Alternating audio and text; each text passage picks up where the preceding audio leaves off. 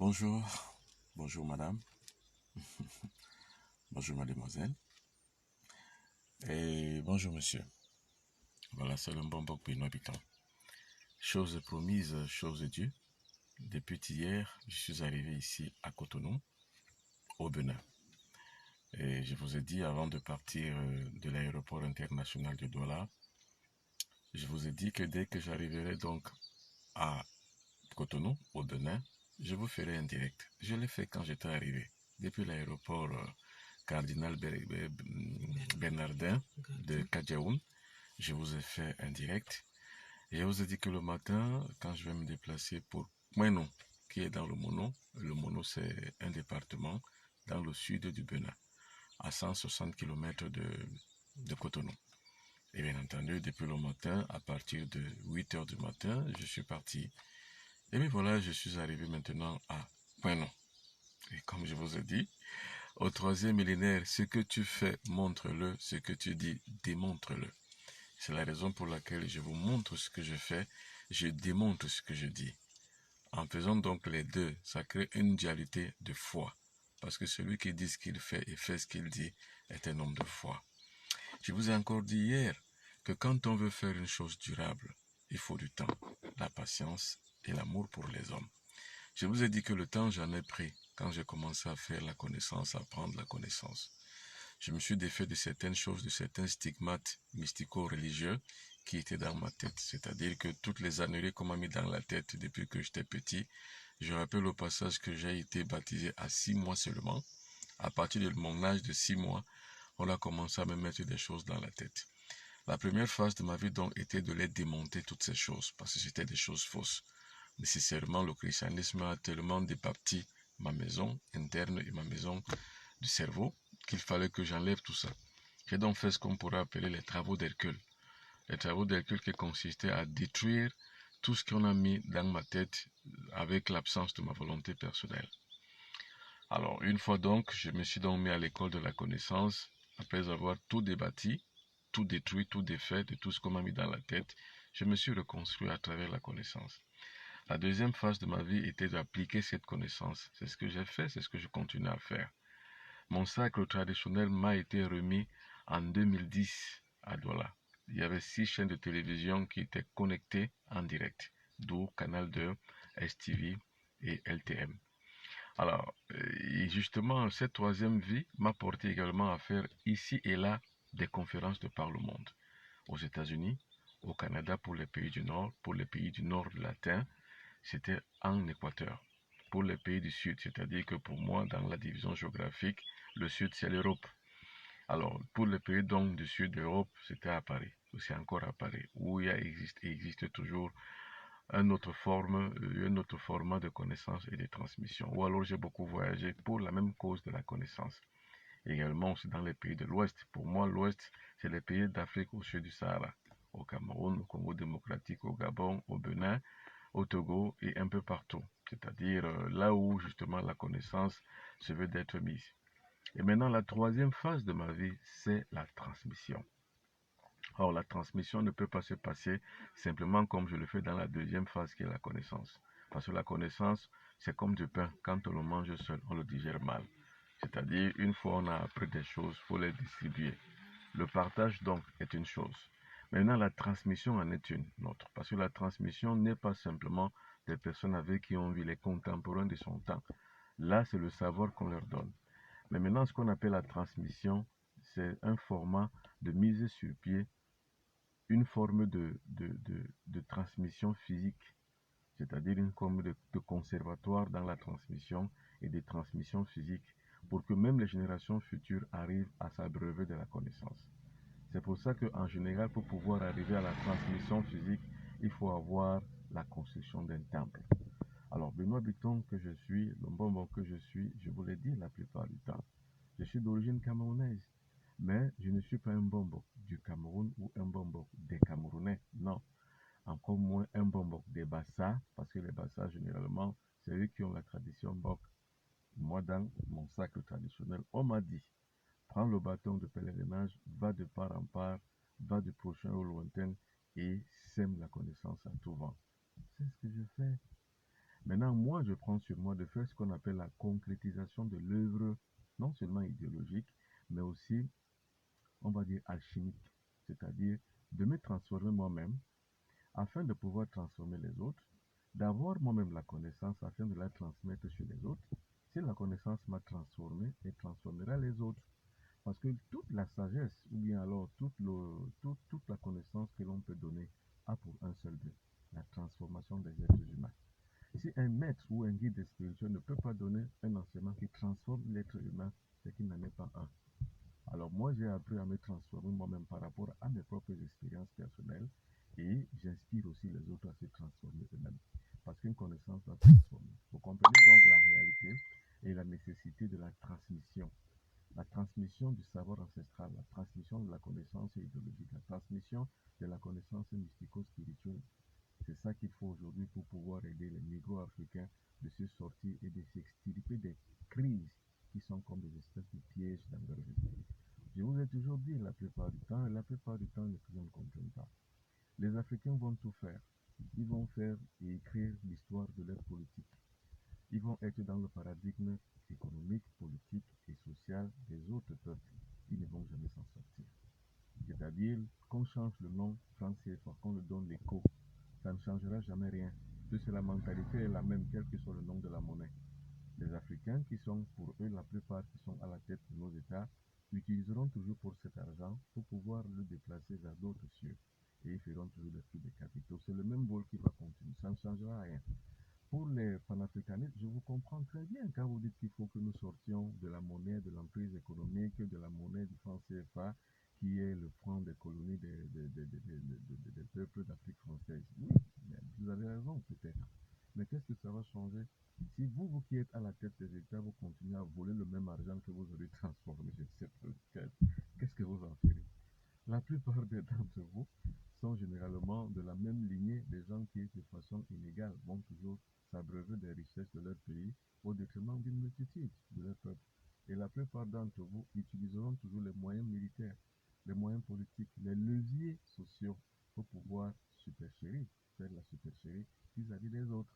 Ça veut dire que la question de la monnaie ne peut pas se résoudre simplement en changeant de nom ou en changeant de paradigme ou en sortant simplement de l'emprise et du jeu colonialiste français. De toute façon, vous pouvez rêver et courir. Ce n'est pas la France qui vous lâchera. Donc là n'est pas la question. Et la plupart d'entre vous vont toujours eux-mêmes aller remettre dans les caisses de l'État français l'argent de leur propre pays. Ils vont toujours offrir pour des guerres intestines et pour des petits arrangements entre petits copains et petits amis toutes les richesses de leur pays au détriment de la France. Donc je vous dis, là n'est pas la question. Faites tout ce que vous voulez, dites tout ce que vous voulez sur le franc CFA. Parler du matin jusqu'au soir, ça ne changera rien. Ce qu'il faut changer chez l'Africain, c'est la mentalité. L'Africain est encore très émotif. L'Africain ne comprend pas encore les lois de la nature.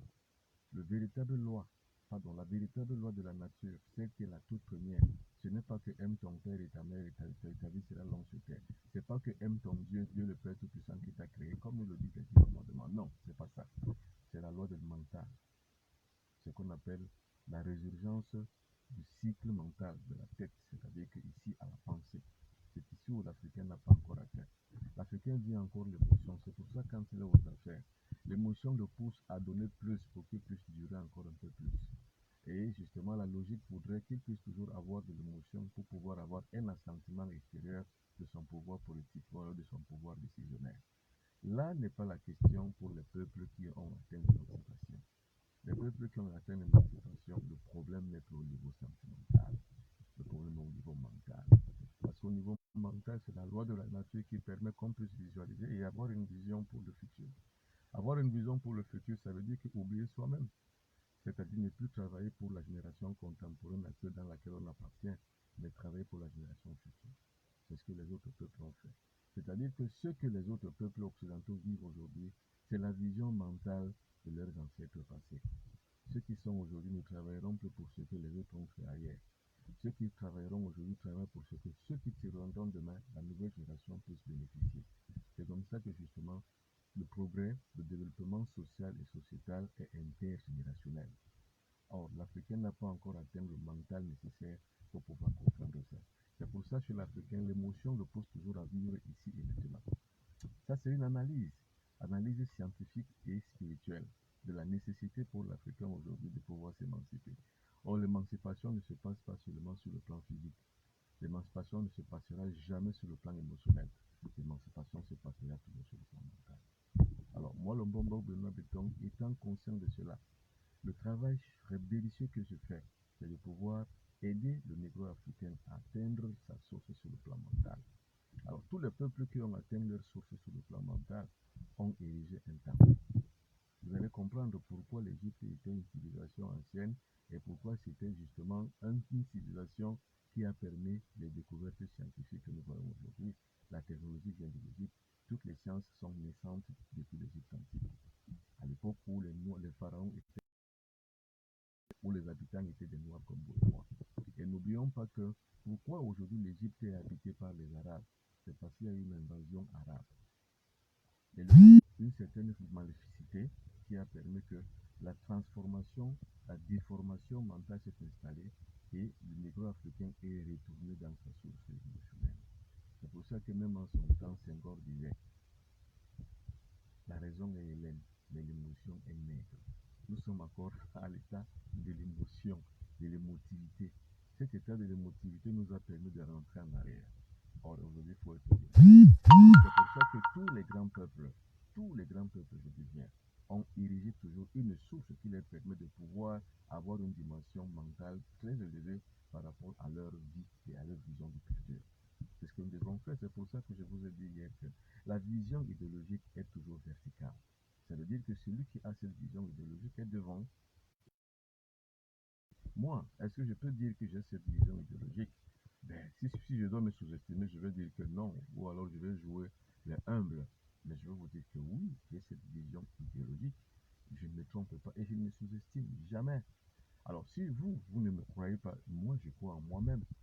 Alors, c'est pour ça que, croyant en moi-même, je pense, je sais que par rapport à ma filiation initiatique et spirituelle que j'ai reçue en 2010 dans le Mbok Bassaba Timpo, il m'a été donné la possibilité de pouvoir prendre le bâton de pèlerinage, d'aller de part en part du prochain lointain dans tous les pays où se trouvent les négro-africains et d'instituer la spiritualité négro-africaine. Alors donc, pour pouvoir passer donc de la parole à l'acte, que le véritable guide n'est pas celui qui dit simplement des choses sans les démontrer, ne fait pas des choses sans les montrer. Alors, la principale source donc de mon inspiration, qui me conduit dans la spiritualité, dans la source de la spiritualité négro-africaine, me permet donc de partir de la parole à l'acte. Partir donc de la parole à l'acte, ça veut dire que je crée donc une source, une plateforme idéologique, mais qui devient une plateforme spirituelle, idéaliste, qui permettra que les négro-africains se retrouvent, selon l'image de mes pensées, en une seule et seule socle, en une même plateforme, pour qu'ils puissent décider ensemble de l'avenir de leur civilisation. C'est pour ça que je suis donc venu ici. Et pour le faire, rien n'est plus grand qu'un temple négro-africain, qui va permettre que tous nous retrouvions tous pour prendre les grandes décisions pour l'avenir et le futur de notre civilisation, pour la descendance, si vous voulez, pour la prospérité, si vous voulez. D'où alors, je vous en disant que c'est très compliqué, c'est très difficile, je n'y arriverai jamais. Vous mentez si vous pensez comme ça de moi. Moi, je ne me mentirai pas de toute façon en pensant que je n'y arriverai jamais. J'y arriverai. Et vous savez, lorsque vous avez une vision mathématique sur une chose, alors le cosmos vous réagit, c'est-à-dire que le cosmos répond. C'est pour ça que vous avez toujours voir ce qu'on appelle les deux triangles montant et descendant que j'appelle la plupart du temps des diagrammes sacrés. Le triangle montant, vous avez une vision. Le triangle descendant, c'est que la réponse du cosmos. Eh bien, c'est ce qui s'est passé. Maintenant, dans la réponse du cosmos, il y a toujours des personnes qui sont mises à votre côté afin que vous puissiez arriver à réaliser la question que vous avez posée sur le plan mental. Moi, le Mbombo Benoît Béton, je ne vis plus sur le plan émotif. Si je vivais sur le plan émotif, je vous aurais dit que ce temple, si je vais le construire au Cameroun, à Douala où je suis, où je vis, ou à Babimbi, mon village natal. Mais c'est pas ça. Il faut avoir la logique mentale de comprendre que au Cameroun, tous les ingrédients ne sont pas mis en place pour que nous puissions avoir un temple.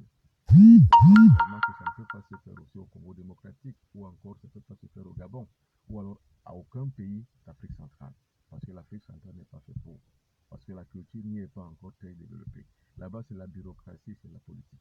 Mais maintenant, pour mieux comprendre comment s'émancipent les énergies, comment comment fonctionnent les énergies de la nature. Il faut trouver l'endroit où il faut. C'est pour ça que je vous reviens toujours sur cet aphorisme-là. Quand on veut faire une chose durable, il faut du temps, la patience et l'amour pour les hommes. Parce que la cinquième loi de la nature, c'est exactement le rythme. Le rythme, normalement, est une loi de la nature. Ça veut dire que tout va selon un rythme bien chronologique, cosmique. On ne peut pas faire tout n'importe comment, n'importe où et avec n'importe qui. Il faut donc trouver l'endroit sûr, le meilleur endroit qui puisse dégager les énergies telluriques cosmiques. C'est pas pour rien que c'est en Arabie Saoudite que se trouve la Mecque pour les musulmans. Ils pouvaient bien construire cette Mecque-là n'importe où. Alors Mohamed, qui en est l'initiateur, pouvait le faire n'importe où. Pouvait le faire peut-être en Irak, en Iran, ou alors pouvait le faire peut-être au Sénégal, pouvait le faire n'importe où. Mais non. Les fondements de la tellurgie naturelle, donc le fonctionnement de la mystico-magique naturelle tellurique, génère des vibrations dans un espace bien défini et bien donné qui permet que pour ceux qui savent les entendre, les voir avec leurs deux yeux de la tête, peuvent comprendre que ici on peut ériger un temple. Et puis un certain concours aussi, un certain nombre d'événements et d'événements naturels peuvent arriver pour faire comprendre que on ne peut pas choisir tel endroit plutôt que tel autre. C'est pour ça justement que de fil en aiguille, il est donc arrivé à moi, le bon peuple d'habitants, de choisir le Benin. Et pas n'importe où au Benin, je pouvais bien aller à Porto Novo, je pouvais bien aller à Ouida, mais choisir à un endroit où les énergies telluriques se dégagent et en forte vibration. C'est donc à cet endroit que le temple est bien dirigé. La même technique était utilisée par le pharaon qui ne pouvait pas construire une pyramide n'importe où. La même technique est utilisée par les occidentaux. Ils ne peuvent pas construire l'obélisque n'importe où. Ils le placent dans un centre magnétique où alors l'énergie tellurique se dégage un peu plus. Le Vatican, pareil. Pourquoi pas nous aussi aux autres? On peut choisir simplement le faire là où nos conditions émotives nous conduisent. Pourquoi? Alors beaucoup de Camerounais m'ont posé la question, mais comment, monsieur le maire Benoît Bitton, vous allez construire un temple au Benin? Et c'est parce que vous n'avez pas compris que le Benin, c'est une terre sacrée. C'est donc une occasion de vous le rappeler. Et ici, aujourd'hui, il faut comprendre que là où les gouvernements n'ont même pas pris part, le gouvernement béninois a pris part, là où la population béninoise, ne serait-ce que dans sa frange d'une élite qui comprend les choses, n'a pas compris, la population dans sa branche la plus complice a compris que c'était nécessaire de pouvoir avoir ce genre de valeur spirituelle sur le sol béninois. Parce qu'en fait, l'acception mystico-spirituelle ici a atteint le pic mental. C'est pour ça qu'ici, il y a des jours pour le vaudou, il y a des journées conflictuelles entre le vaudou et le christianisme, parce que le christianisme aussi s'est imposé ici avec l'avènement des pouvoirs et des mouvances exogènes qui veulent tout conquérir et tout impérialiser. Mais c'est sans compter avec l'abnégation des vaudouisants. Donc les gens de vaudou aussi ont opposé une grande charge, une grande résistance farouche contre l'invasion des civilisations négro-africaines ou alors l'invasion ou bien l'inféodation de la culture occidentale. C'est pour ça que justement ici a fait perdurer la religion ancestrale, qui aujourd'hui a toujours et toujours sa place dans le concept même sociologique des pays noirs. Alors ce qu'on ne trouve pas en Afrique centrale. Parce qu'en Afrique centrale, on a détruit les chefferies, on a détruit même la tradition, sauf les quelques rares mohicans comme les Benoît Bitton qui comprennent les valeurs spirituelles. Et nous sommes presque la dernière génération. Après quoi, vous n'aurez peut-être plus d'autres personnes qui vont arriver à vous aider à pouvoir vous retrouver dans votre identité propre. Parce qu'il faut savoir que chacun a une identité remarquable qui lui est propre. Nous, c'est ce que nous faisons. Je salue aussi au passage M. Omotunde. Je salue au passage aussi M. Mbok Basson. Je salue au passage aussi la plupart des gens, les Kobe, les Marcus Garvey, tous ceux qui ont travaillé pour la résurgence du panafricanisme, en commençant par l'excellence spirituelle. Je salue tout le monde au passage. Parce que cela permet que nous puissions garder une certaine identité. Peut-être pas pour nous, mais pour les générations futures. Nous, on va passer, les générations vont se succéder. Et la connaissance doit être arrimée derrière la conscience. Et la connaissance mystico-spirituelle et religieuse négro-africaine devra permettre un renouvellement constant de notre conscience collective. D'où nos propres populations viendront après nous, d'ici 50 ans, 100 ans, trouveront que les jalons ont été posés pour qu'ils puissent en bénéficier, comme font d'autres cultures. Le Vatican n'a pas été construit hier, le Vatican a été construit depuis des millénaires. Et cela permet que les civilisations et les peuples qui se renouvellent à chaque époque, à chaque génération, puissent toujours trouver les mêmes traces. C'est ce qu'on appelle la tradition. C'est un train continu où la connaissance est redistribuée de main en main, de génération en génération. de futur à futur. Et nous aussi, nous allons y penser. Nous avons y pensé. J'y ai pensé.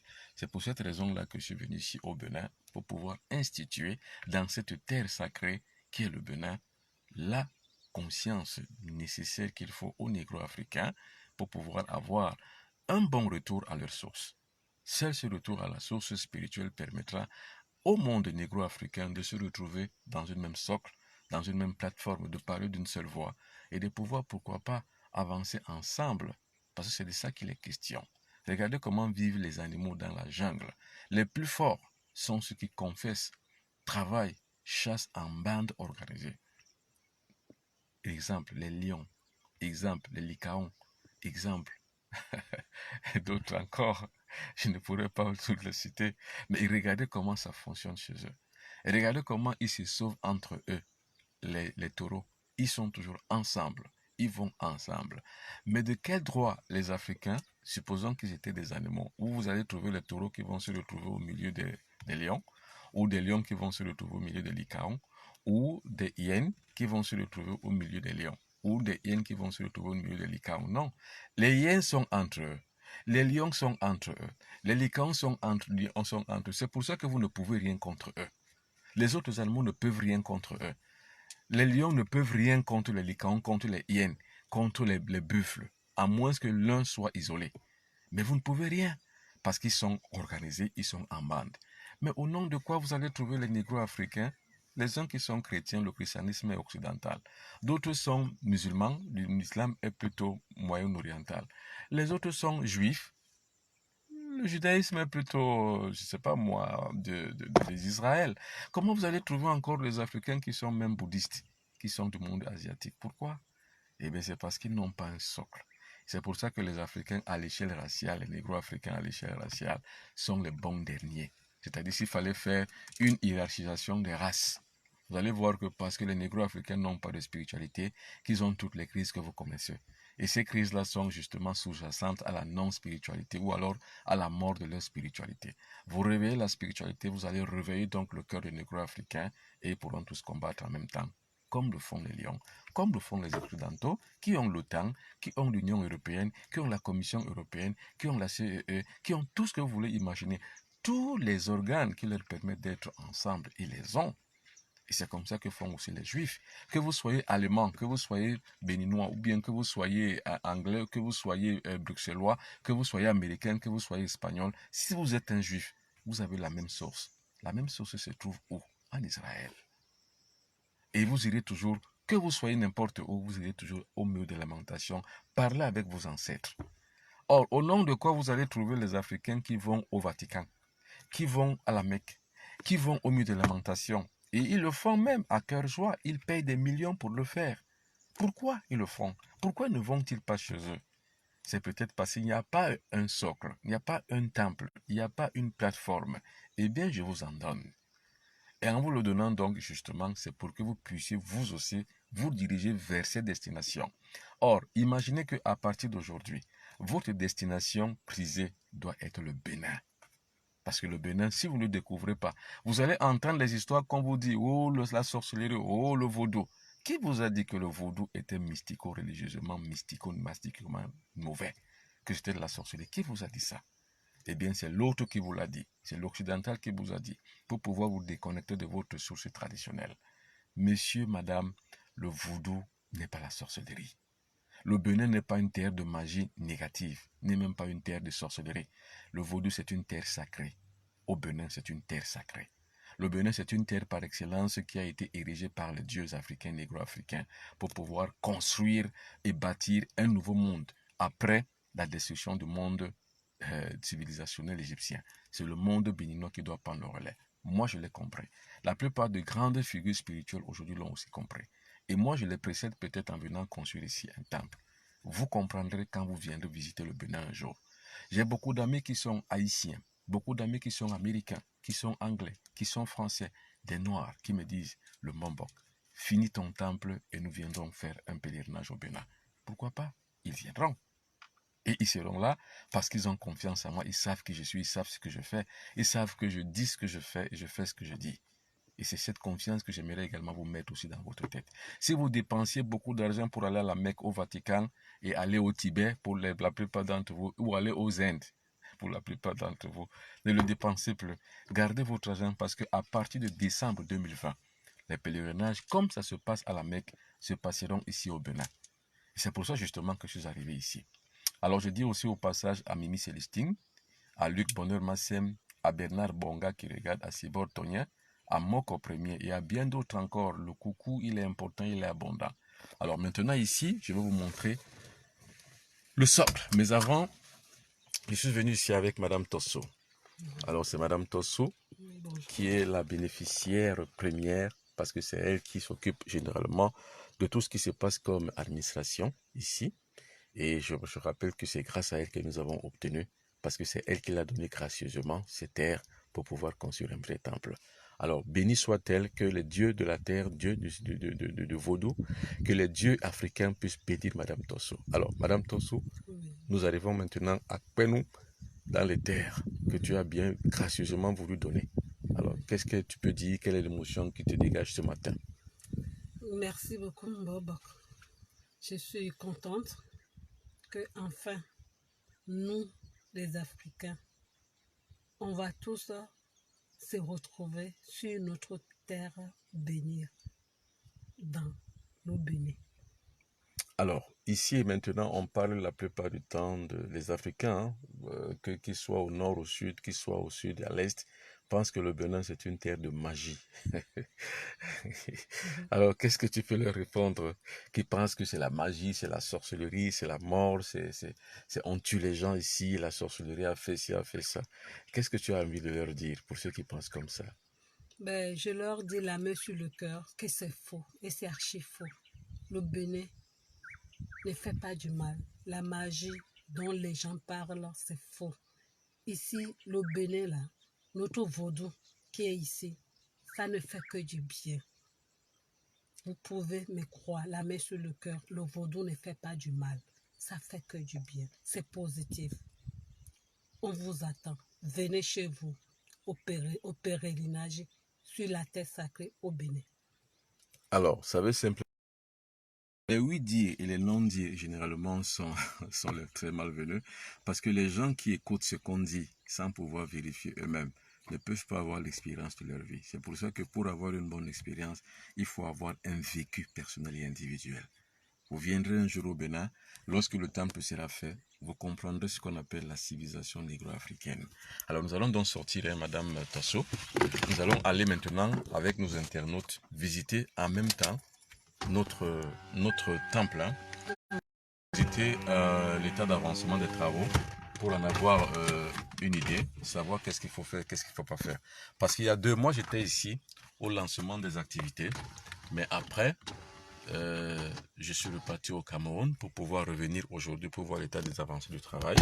Et à plus pas de temps, je vous ai toujours rendu compte de tout ce que je fais. Parce qu'en fait, je suis un scientifique.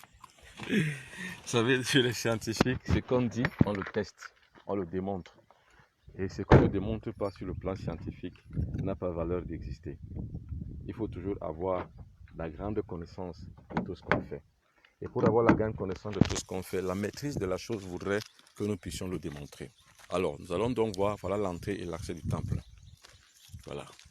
Nous allons entrer par ici et je vais vous rappeler que nous sommes encore en construction. Ça, ce sont les parpaings qui vont servir de passerelle. Et partout ici, il y aura donc sur le plan, ce que nous avons tracé, il y aura un accès véhicule, accès piéton, accès motocycle, accès vélo et ainsi de suite, ainsi de suite. Et il y aura aussi un grand parking que nous allons faire parce que cela nous permettra de mieux savourer le lieu sacré que nous avons érigé.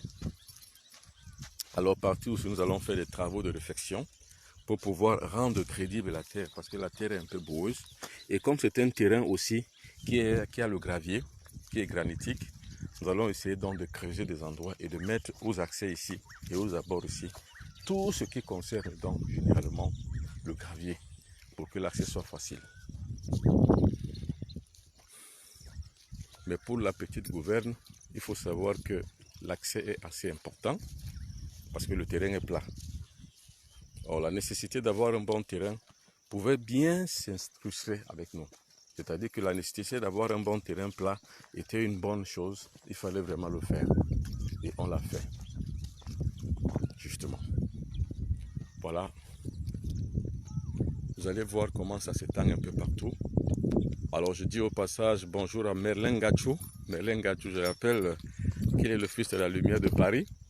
Merlin Gachou qui habite la Normandie, qui a une bonne conscience de l'intérêt que nous portons à la spiritualité négro-africaine. Voilà, Merlin, nous sommes ici au Bénin, à Kwenou. Alors je mène donc tous les internautes à pouvoir visiter les lieux où nous sommes en train de construire un temple négro-africain. Sinon, la connaissance que je vous donne, ou la connaissance que je donne à travers les séminaires que j'organise ici et là, n'aura pas de sens. Donc il faut construire quelque part. Voilà, c'est ici le reposoir entre-temps, c'est ici où vit notre gardien.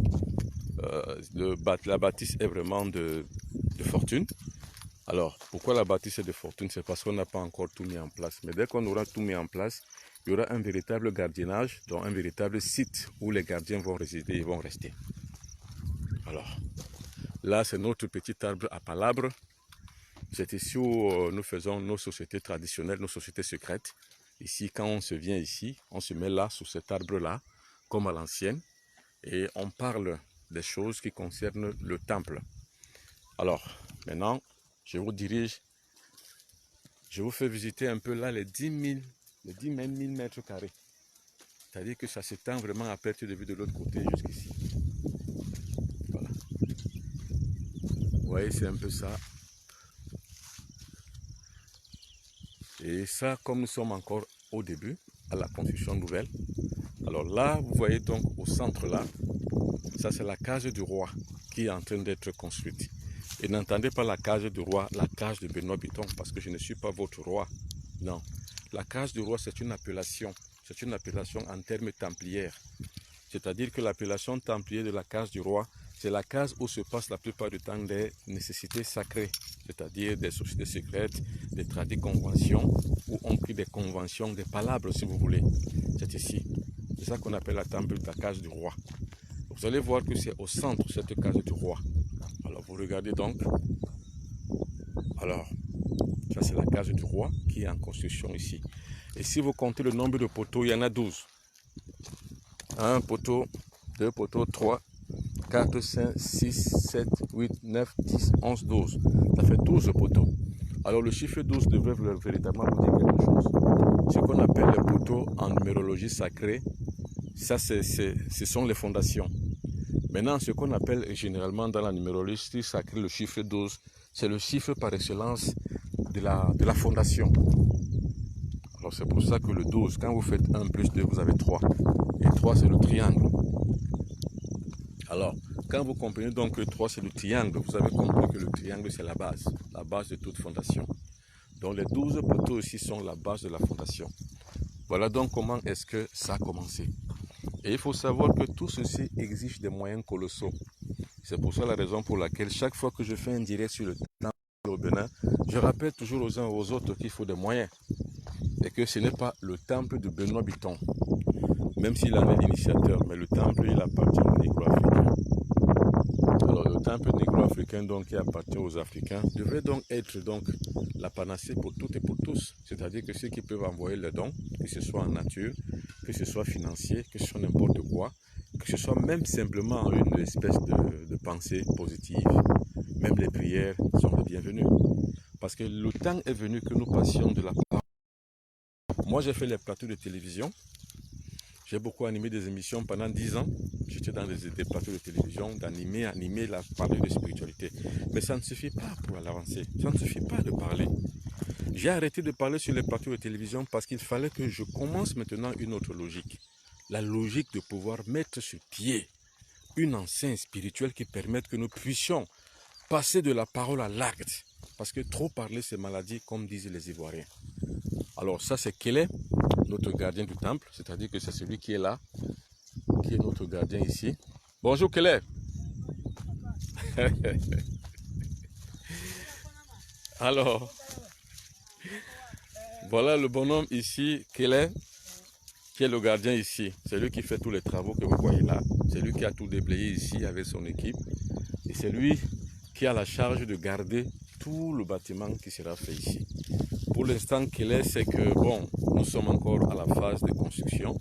Mais dès que tout sera fait, Kelé sera un riche parce que c'est lui qui sera avec une voiture motorisée qui va lui permettre de pouvoir bien son travail.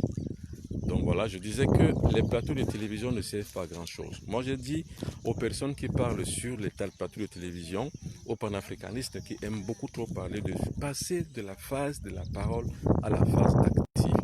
Parce que la phase active nous permet de pouvoir mettre sur pied des stratégies de combat qui permettent que nous puissions quadriller le mode de combat que nous devons faire, l'orienter vers la réalisation, non plus vers les paroles. Alors,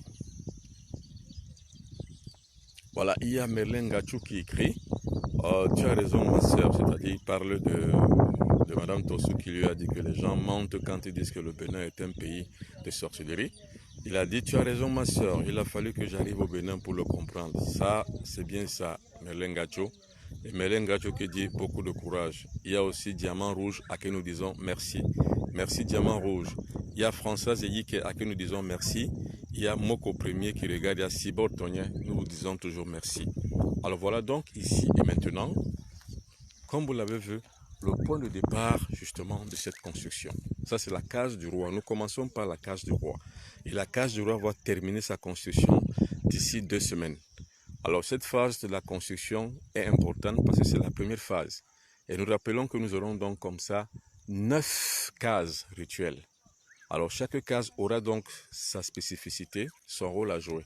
Ça c'est la case du roi. Il y aura la case des sages, il y aura la case des initiés.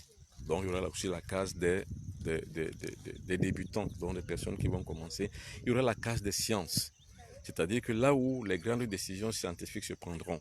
Et ça, nous allons donner une bonne définition, une bonne initiation aux scientifiques qui pourront se joindre à cela. Parce que nous aurons donc à faire des séminaires à tout moment. Et les scientifiques seront conviés, les grands intellectuels seront conviés, les grands politiciens seront conviés, les grands sociologues seront conviés pour pouvoir avoir l'initiation nécessaire. Parce que qu'est-ce qui se passe aujourd'hui? Aujourd'hui, nous n'avons qu'un plateau de technocrates, donc des personnes qui ne peuvent parler que de façon physique. Mais il faut également que les mêmes technocrates aient une initiation nécessaire, une initiation mystico-spirituelle qui les permet de pouvoir aussi consulter le cosmos. C'est-à-dire de pouvoir avoir une initiation qui les permettra de sortir de leur corps et d'aller chercher les réalisations et les faire des recherches dans le monde cosmique, dans ce qu'on pourrait appeler le monde akashique. Alors, sinon, on n'arrive pas à ça, on ne pourra jamais. C'est pour ça que nos technocrates ne créent rien. Vous savez, les jeunes qui sortent des grandes écoles comme Polytechnique n'arrivent à rien créer parce qu'ils sont soumis à la sortie de leur école à la bureaucratie. Comment un polytechnicien va-t-il travailler dans un bureau? Alors que l'élément principal du polytechnicien, c'est l'invention, c'est les réalisations. Donc on aura donc comme ça une case des scientifiques où alors nous allons donner une initiation qui leur permettra, les clés qui leur permettra d'ouvrir le monde cosmique afin de pouvoir chercher des choses. Comment des pharmaciens peuvent-ils sortir des grandes écoles, des grandes études de pharmacie dans nos universités? Et quand ils sortent et ils deviennent des vendeurs de médicaments, donc des commerçants de médicaments, des industries pharmaceutiques d'ailleurs. Pourquoi? Eh bien, c'est parce qu'ils n'ont pas cette science qui leur permet de pouvoir créer eux-mêmes leurs propres industries pharmaceutiques. Alors, maintenant, vous allez me dire, ben oui, l'Occident ne peut pas accepter. Mais qui vous a dit que vous devrez compter sur l'Occident? Qui vous a dit que l'Occident vous fait du cadeau? L'intérêt de l'Occident, ce n'est pas que vous soyez émancipé. C'est à vous, vous-même, de pouvoir vous émanciper au détriment de ce que pensent les Occidentaux. Et vous allez encore me dire que oui, mais la France, la Grande-Bretagne, les États-Unis nous empêchent, comme j'entends toujours la plupart du temps dans des émissions de télévision, notamment à Afrique Média, ce genre de discours m'écoeure, où on en est encore à dire et à jeter du doigt sur la France, sur les États-Unis et sur la Grande-Bretagne. Pourquoi vous le faites? Pourquoi vous le faites vous encore aujourd'hui? Tout le monde le sait. Vous l'avez déjà défini, vous l'avez déjà interprété. Maintenant, passons à la phase active. Cessez de rendre les gens bêtes et idiots. Mais bon sang, arrêtez ça. Arrêtez de jeter le discrédit ou alors à jeter l'anathème sur les autres. Jetez-vous vous-même sur vous-même le propre anathème que vous avez créé vous-même. C'est votre paresse mentale, intellectuelle et spirituelle qui vous met dans cette position de faible. Et quand vous vous démentez encore, quand vous vous exprimez encore cette faiblesse, vous êtes encore beaucoup plus malade. Ça vous rend encore plus malade. Messieurs, madame, si vous, dans votre génération, vous êtes faible, vous n'avez rien pu faire, laissez les générations futures pouvoir trouver des clés qui leur permettront de s'en sortir. C'est pour ça que je loue la bravoure de Kémy Séba. Merci et bravo Kémy Séba. Kémy Séba qui arrive à ouvrir dans l'espace africain un supermarché où on ne vend que des produits négro-africains. Mais allez partout, messieurs des panafricanistes. Vous-même, vous allez vous servir dans ces supermarchés que vos propres frères africains ont, mais qui ont des produits occidentaux. Vous-même, vous allez vous y servir. Parce que sur les plateaux de télévision, vous-même, vous mettez des costumes à l'occidental. Alors que vos frères béninois en construisent, vos frères togolais en construisent de façon traditionnelle et de façon artisanale. Pourquoi vous ne les achetez pas? Pourquoi vous-même les panafricanistes n'ouvrez pas de grands supermarchés pour que l'occidental qui vit en Afrique n'ait pas à aller par exemple à Super U, à Monoprix? Comment on va trouver encore sur l'espace africain Super U, Monoprix et les autres? Mais vous êtes là tous les dimanches à remplir les oreilles des gens, à parler de la France, de la Grande-Bretagne, de l'Angleterre. Qu'est-ce qu'ils ont fait de mal? À votre échelle, ils ont fait du mal comment? Monsieur, le monde est fait comme ça. C'est le plus fort qui mange les plus petits. Ce n'est pas au plus fort de cesser et d'arrêter. C'est au plus petit et au faible de pouvoir combattre pour que ça cesse. Mais bon sang, pourquoi vous ne le faites pas? Pourquoi vous-même vous remplissez les oreilles des gens et vous ne changez pas, vous ne prêchez pas par l'exemple? Vous continuez à alimenter toujours la peur, la psychose colonialiste. Non, arrêtez ça. La psychose colonialiste reste encore du domaine de l'émotion. C'est pour ça que je dis que l'Africain reste, le noir reste émotif. Mais non, monsieur, il appartient au peuple de s'émanciper. Et l'émancipation vous pourra passer du simple fait émotif au fait mental. Parce que l'émotion n'est pas une règle de la nature. Vous ne vous développerez jamais dans l'émotion. Et ne pensez pas que les autres ont pitié de vous parce que vous en parlez à la télévision. Que la France, le CFA, la France a fait ceci, les États-Unis ont fait cela. Messieurs, ils s'en balancent les couilles, ils s'en battent les couilles. Ça ne les regarde pas. Que vous vous en plaignez ou non, ce n'est pas leur problème. Arrêtez ça. Tout au contraire, plus vous vous en plaignez, plus encore ils appuient. Arrêtez ça, arrêtez de vous plaindre. Et ne perdez pas les gens dans les plaintes inutiles. Ça ne change pas depuis que vous en parlez à Afrique Média. Qu'est-ce qui a changé? Rien. Moi, j'ai été à Afrique Média, j'y ai démissionné parce qu'en fait, et je me sens mieux dans le panafricanisme que j'existe aujourd'hui. C'est-à-dire quoi? C'est-à-dire que le panafricanisme est pratique. Il n'est pas théorique. Arrêtez ça, Afrique Média. Arrêtez ça. D'ailleurs, vous vous rendez même compte qu'aujourd'hui, votre audimat a baissé. Parce que problème, vous posez encore un autre problème sur un autre problème. Aujourd'hui, les Africains en ont marre. Laissez les gens que la France a fait ceci ou cela. Laissez les gens que la colonisation a fait ceci ou cela. Et puis quoi encore? On ne va pas vivre de la colonisation éperdument. Ou du moins, vous n'allez pas mettre dans le limite de la colonisation. Vous rendez les gens mythomanes de vos pratiques maléfiques. C'est très malsain de parler tout le temps de ça. Changez de disque, changez de logiciel. Et vous comprendrez que la plupart du temps même, lorsque vous n'en parlerez même plus, les gens s'en foutront et chercheront d'autres solutions. Mais si vous entretenez les gens dans le buste de ça, le buste de la colonisation, de l'impérialisme américain occidental, vous allez rendre les gens bêtes. Donc vous rangez plus de gens bêtes que vous ne pouvez les rendre service. Alors moi j'ai donc choisi arrêter les patrons de télévision. Je fais plus d'émissions du tout. J'ai pris le bâton de pèlerinage pour aller maintenant vers les masses populaires. Parce que l'idée révolutionnaire n'est effective que dès lors qu'elle atteint les masses populaires. Il faut atteindre les masses populaires partout où elles sont. En Occident, elles sont là-bas.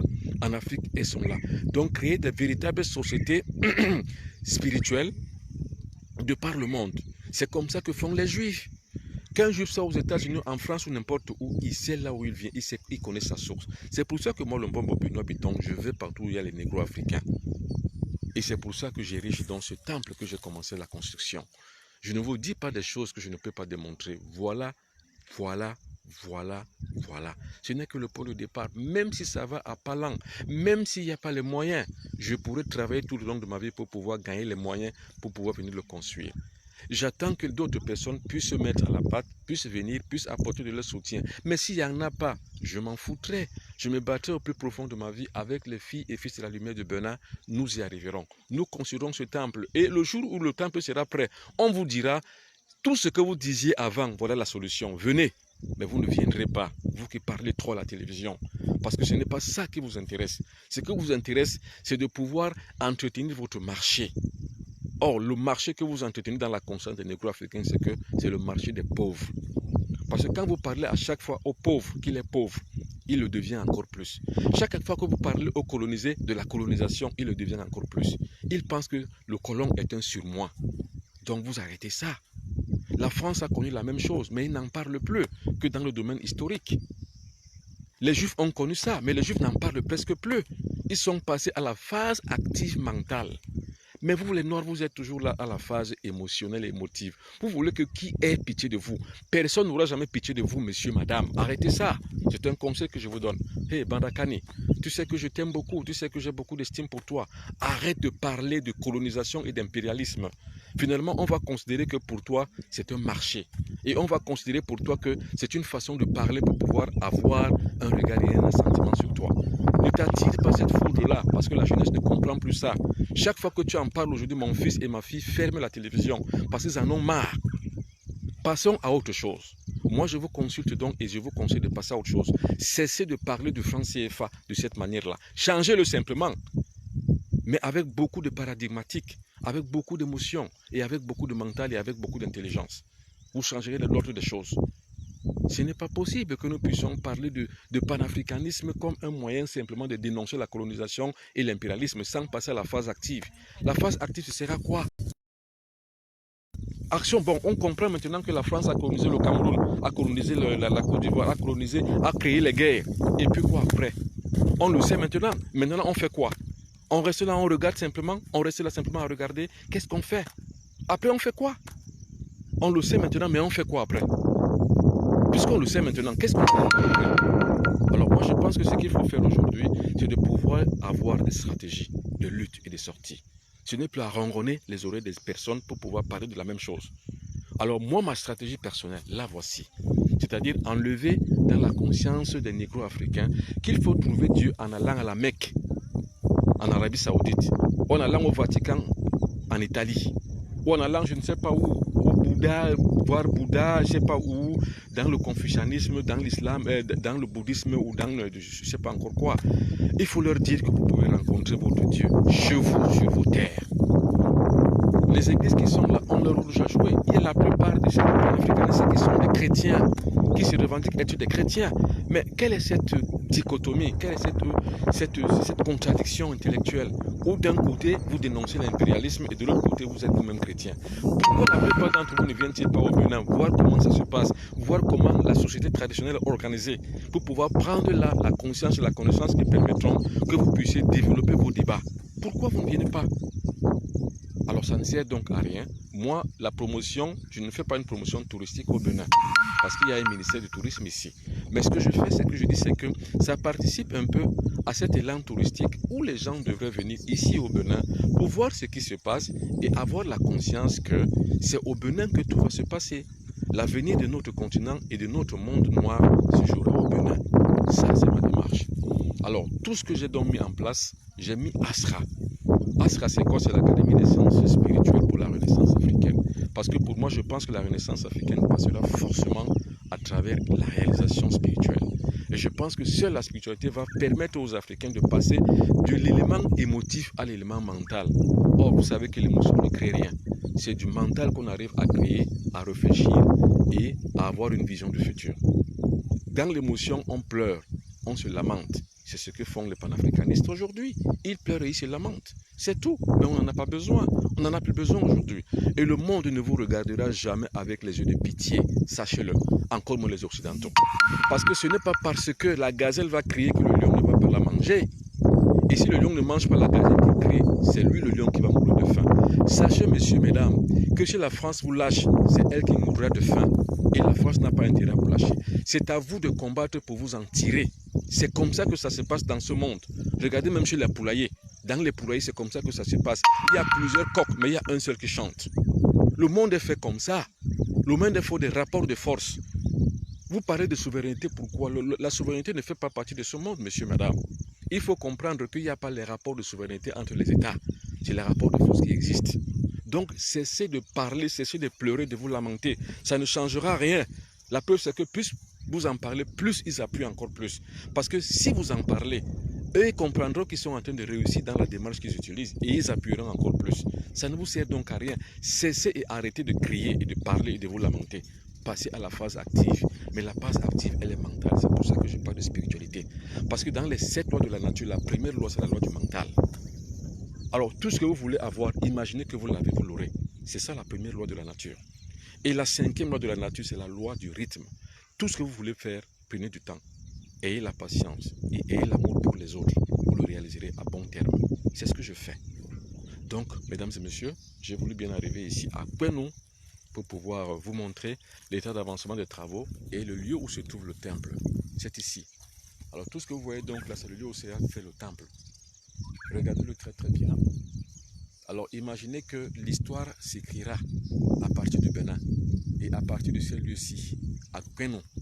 Et l'histoire retiendra aussi qu'un homme qu'on dit camerounais, qui ne l'est pas du tout, je ne le suis que sur le plan état civil, mais sur le plan de ma mentalité, je ne le suis pas. Un homme qu'on appelait Benoît Bitton, dont on disait qu'il était camerounais, a réalisé un projet de rêve dans un autre pays où on disait qu'il n'était pas. Alors que forcément, ce pays-là, c'est le sien. Parce que le Bénin, normalement, c'est la terre de tous les Africains, de tous les Noirs. C'est ici où partaient la plupart des esclaves qui ont aujourd'hui construit et bâti le monde occidental, qui est dit aussi que le monde négro-africain là-bas. C'est-à-dire aux États-Unis, les gens partaient d'ici. En France, les gens partaient d'ici à Ouida. Aux Haïti, aux Antilles, un peu partout, aux Caraïbes, un peu partout, les gens partaient d'ici. Voilà donc, c'est ici que l'histoire de la colonisation a commencé. C'est ici que l'histoire de la Renaissance négro-africaine commencera. Justement, c'est pour ça que je vous ai fait venir ici et de vous balader avec moi dans cette noble expérience et une aventure humaine de classe. C'est une aventure humaine de classe parce que construire un temple, il faut avoir l'amour pour les autres. Parce que cet argent que je vais enterrer ici, cet argent que Madame Dossou aussi va enterrer ici, cet argent que tous les hommes vont enterrer ici, c'est pas parce qu'ils vont gagner quelque chose derrière, mais c'est parce qu'ils ont atteint l'esprit mental qui leur permet de pouvoir donner aux autres. C'est ça qu'on appelle l'amour. L'amour, c'est pas créer pour les autres. L'amour, c'est donner aux autres la possibilité d'exister. C'est ça qu'on appelle l'amour. Ceux qui parlent pensent être plus royalistes que le roi, pensent qu'en parlant de la colonisation ou bien de l'impérialisme, ils rendent service aux autres. Non, c'est sur le plan émotif. Vous interprétez la souffrance des autres sans leur apporter la solution. Vous avez interprété pendant longtemps, maintenant apportez-leur la solution. C'est pour ça que je dis chapeau à Simi Kiba pour le travail qu'il fait. Il passe de la parole à l'acte. Il passe de l'émotion au mental. Mais la plupart des panafricanistes restent encore sur le plan émotif et émotionnel.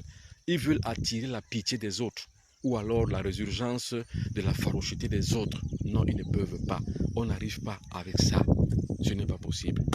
Si l'Europe s'est transformée, ce n'est pas parce qu'elle est restée longtemps dans la myogénité de ce qu'on leur a fait avant. Non, c'est parce qu'ils ont compris ce qu'on leur a fait et ils se sont déportés. Et ils se sont défaits. Et ils se sont élevés, ils se sont émancipés. C'est comme ça que les Juifs ont fait. Si les Juifs étaient restés sur les camps de la Shoah, sur les camps de la mort, sur les camps de concentration, s'ils étaient simplement restés là sur cette idée-là, sur cette histoire-là, ils ne bâtiraient pas le monde qu'ils ont bâti aujourd'hui. Je dis aussi chapeau aux Juifs, parce que les Juifs ont compris qu'on vous fait du mal, mais on ne vous le fera pas toute votre vie. Quand vous avez pris conscience qu'on vous a fait du mal, battez-vous et luttez pour vous en sortir. Les Juifs ont fait ça. Ces gens-là ont souffert autant que nous souffrons aujourd'hui. Mais si c'était resté simplement à parler de ça et à exprimer leur émotivité, ils n'attireraient pas autant d'admiration aujourd'hui. Alors avant, on disait les Juifs ne seront jamais rien en Europe. Hitler disait, et beaucoup d'Allemands, des nazis à l'époque disaient que les Juifs ne prendront jamais, ou alors ne seront jamais ce qu'ils sont aujourd'hui. Ils en doutaient. Mais aujourd'hui, regardez les Juifs. Là où les Juifs sont, regardez à quel niveau ils sont. C'est eux qui dirigent le monde entier. Et aujourd'hui, vous ne pouvez pas vous attaquer à un seul juif. Essayez de vous attaquer à un seul juif. Vous verrez ce qui vous arrivera. Pourquoi les négro-africains ne peuvent pas prendre cet exemple-là? Vous avez vu les juifs parler à la télévision, raconter des choses à la télévision? Ils écrivent simplement leur histoire. Ils la racontent à la télévision. Mais sans toutefois se faire attirer la pitié. Les juifs n'ont que faire de la pitié. Ce qui les intéresse, c'est de pouvoir exister dans un monde très dangereux, qui leur a été hostile. Et ils s'en sont sortis. Ils sont restés comme nous pendant des siècles à l'esclavage. Mais ils se sont battus, ils en sont sortis. Battons-nous pour nous en sortir, cessons de nous plaindre, de nous lamenter. Voilà le message que je veux apporter en construisant ce temple. On arrête de bavarder, on arrête de se plaindre. Mettons-nous au travail, mais réfléchissons pour cela. Aucun peuple au monde ne s'est développé sans entendre autarcie, c'est-à-dire qu'à retourner contre et envers lui-même. Il faut d'abord entendre autarcie avant, comme Timbon Bombok Basson, avant de redynamiser tous nos savoirs endogènes. Sinon, en restant donc ouverts aux autres, nous avons le risque d'une infiltration culturelle comme nous la vivons aujourd'hui. Nous pouvons nous remettre, nous ouvrir aux autres après que nous ayons donc redynamisé nos savoirs endogènes sur le plan éducatif, sur le plan économique, sur le plan politique et social, sur le plan culturel. Si on ne fait pas ça, les autres nous mangeront. Notre culture est mangée, notre économie est mangée, nos finances sont mangées, nos terres sont mangées, bouffées par les multinationales, nos politiques même intérieures sont définies par les autres, nos chefs d'État sont imposés par les autres. Vous vous en plaignez pourquoi? Ça sert à quoi de s'en plaindre? Au lieu de travailler, vous passez le temps à vous en plaindre. Monsieur, le monde fonctionne comme ça. Ce qu'ils font, ils sont dans leur droit. Notre droit n'est pas de nous plaindre. Notre droit, c'est de nous défendre. Arrêtez donc de vous plaindre. Quand vous vous plaignez, vous nous ramenez en arrière. Créons des stratégies. C'est tout ce que je veux dire. Maintenant, cela dit, je dénonce la colonisation, je dénonce l'impérialisme. Mais je dis, vous n'en avez plus besoin aujourd'hui dans vos consciences, dans vos minutes de tous les jours, d'en parler comme vous en parlez aujourd'hui. On n'en a plus besoin. Quelles sont les stratégies de sortie de la colonisation? Quelles sont les stratégies de sortie de l'impérialisme? Tout en tenant compte et en sachant que les autres ne nous laisseront jamais sortir. Maintenant, c'est à nous de nous battre pour pouvoir que nous en sortions, malgré que les autres opposent leur opposition. Merci beaucoup, Sibor Tonye, merci beaucoup, Moko Premier, merci beaucoup, Françoise Yike, merci beaucoup, Melengachi, merci beaucoup, Melengachou, merci beaucoup à Merlin, merci beaucoup à Diamant, merci à Blandine Gobissa, merci à Diamant Rouge, merci à Manlokat qui me dit bonjour tonton, c'est mon fils qui est à Paris. Bonjour à toi Manlokat, j'y serai bientôt, il me dit qu'il sera bientôt à Cotonou, au Bénin, et forcément il va passer ici à Penou pour visiter le temple, il sera déjà avancé. Merci beaucoup Manlokat, c'est pas pour rien que je t'ai adopté comme mon fils, vraiment, c'est un petit que j'aime beaucoup. C'est un gars qui a le cœur sur la main, et c'est un gars qui est un véritable Africain. Ça, c'est bien ça, Manlokat. Baladur Ngok qui dit, voilà, Lula qui regarde aussi, voilà, c'est bien ça, vous toutes et vous tous qui avez regardé, merci beaucoup d'avoir été là. Je vous reviendrai encore demain pour un autre direct. Au revoir et à bientôt.